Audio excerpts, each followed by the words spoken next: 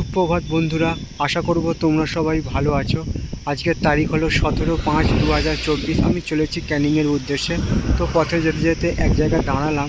তো দেখাচ্ছি তোমাদের ছবিটা, দেখো বিস্তীর্ণ চাষের জমি, আর সামনে দূরে একটা ঠাকুরের মন্দিরের নির্মাণ কার্য চলছে।